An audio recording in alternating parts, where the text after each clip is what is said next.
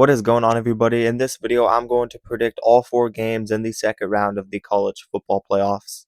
I am going to break down each game and predict who wins the games.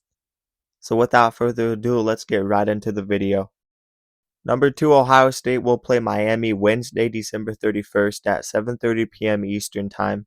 And honestly, I would not be surprised if we see deja vu with this Ohio State team. Their last game before the playoffs last season, they lost 13-10, and they are having some changes heading into the playoffs with Ryan Day taking over the offensive play calling. And I don't know if the offense is going to be as on key and excellent as it was in the playoffs last season, but you'd have to think Ryan Day learned something from Chip Kelly. And with those receivers like Cornell Tate and Jeremiah Smith, I do think they will be able to torch that Miami secondary. Miami secondary stayed strong against A&M, but this Ohio State receiving core is a lot better. And I don't know if they have a guy that can truly lock down Jeremiah Smith, and I do think they are going to use him to his full ability. And with Ohio State having some time to rest, I think they get back on the right track. This defense is elite. Even if Ohio State's offense doesn't play the best game, I don't know if Miami's going to be able to score that much on them. Carson Beck has thrown for 3,100 yards this season, but I don't know if they can beat Ohio State just running the ball like they did against A&M.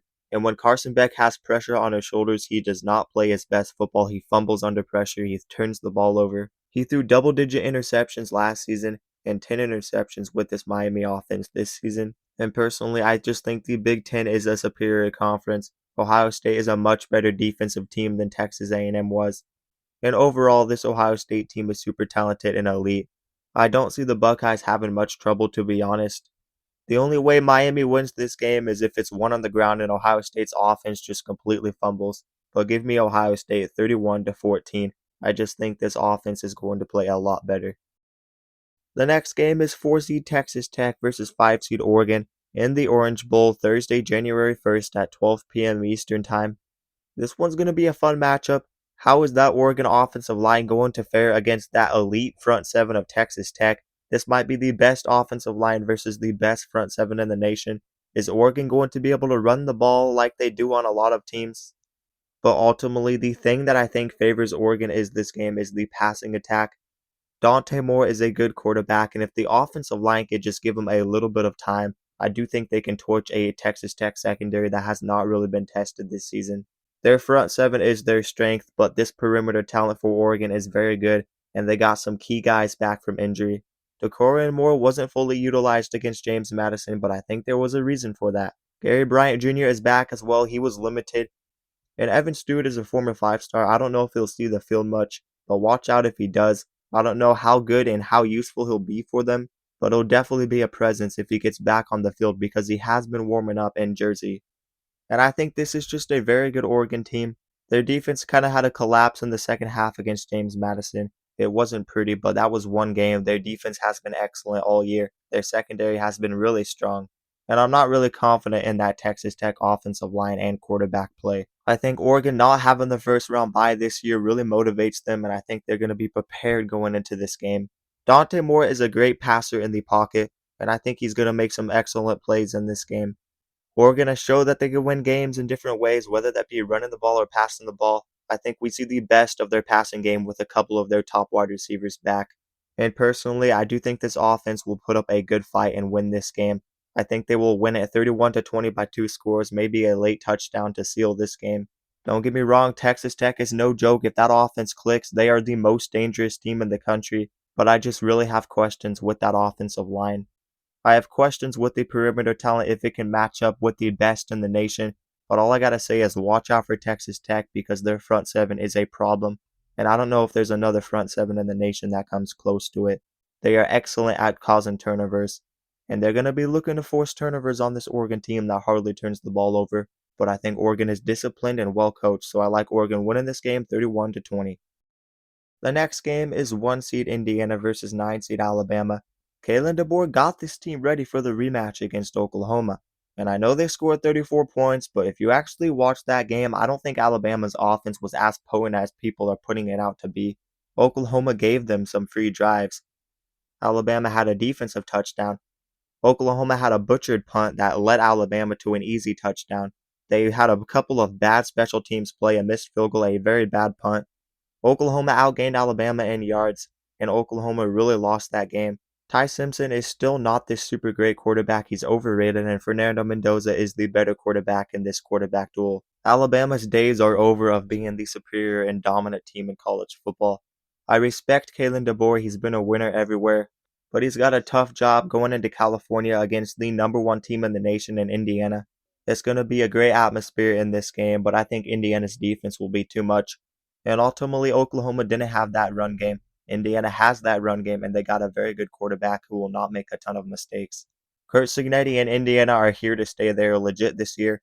They have a bunch of upperclassmen and seniors. And personally, I didn't think Alabama really belonged in the playoffs in the first place. I think it was dumb how Notre Dame got jumped by them because Alabama managed to beat Auburn. It made no sense. Notre Dame was more of a complete team. Alabama got shut down by Georgia. They've just been too inconsistent, and I don't see any national title potential with this team. I just can't see it. I don't think this is the late 2010s or early 2020s anymore. We're not going to see a rematch between Alabama and Georgia. The SEC is not as dominant as it used to be, and Alabama has absolutely no run game. And that's the thing that holds this team back, especially in this era of college football. I think Indiana will control this game. Alabama's defense might keep them in it for a little bit, but give me Indiana 27-14. I definitely like them to win this game and for Kurt Cignetti to get his first playoff win. And we move on to the final game of the second round of the college football playoffs. That is 3 seed Georgia versus 6 seed Ole Miss, 8 p.m. on Thursday, January 1st in the All-State Sugar Bowl. This is a rematch from earlier in the season, and I really don't expect a different outcome. I think Georgia is a better team since that game, and they are a second half team, and they showed how good they can be in the second half against Ole Miss with that double-digit comeback. They were down double digits against Ole Miss last time. They came back and won that game, and their defense has continued to get better and better, and Ole Miss's defense is very bad. I like Georgia in this game and Kirby Smart and this coaching staff. They will be prepared and go out and get a big win. Don't expect Ole Miss to shy away from a fight in this game. That offense is very good. They didn't really have a drop off. They played very well against Tulane. The play calling was nice. But we might see the absence of Lane Kiffin in this game because his presence is not there anymore. I think it will be close in the first half. Maybe Ole Miss gets a lead in the first half. But ultimately, give me this Georgia team to step up and make the right adjustments. Ole Miss is not great at forcing turnovers. Gunnar Stockton has not turned the ball over a lot. And this Ole Miss run defense is going to be torched by that Georgia run game. So give me Georgia to win this game 34-24. I think Kirby Smart is definitely going to avenge his playoff loss from last season, and he's going to get back to the semifinals and one step closer to the national title. But anyways, that will do it for my college football playoffs, quarterfinals, picks, and predictions. I'm looking forward to a lot of these matchups. I think they are great matchups. Ironically, I picked every game to be a double-digit win, but I really think there's only 3 or 4 teams in the country that can win the national title. And who knows, maybe it's just Ohio State and Indiana. But regardless, I look forward to these games, and don't be surprised if we see an upset or two. It is college football. Now, last year, the teams that got a bye really struggled in round 2. But you guys let me know your predictions down in the comments below. Now, let me remind you guys to like the video and also subscribe to the channel and turn on notifications so you never miss an upload. And if you guys love college football, then you'll love this channel because we upload a ton of college football content and we basically cover everything on this channel. So definitely consider subscribing and also consider checking out my socials down in the description below.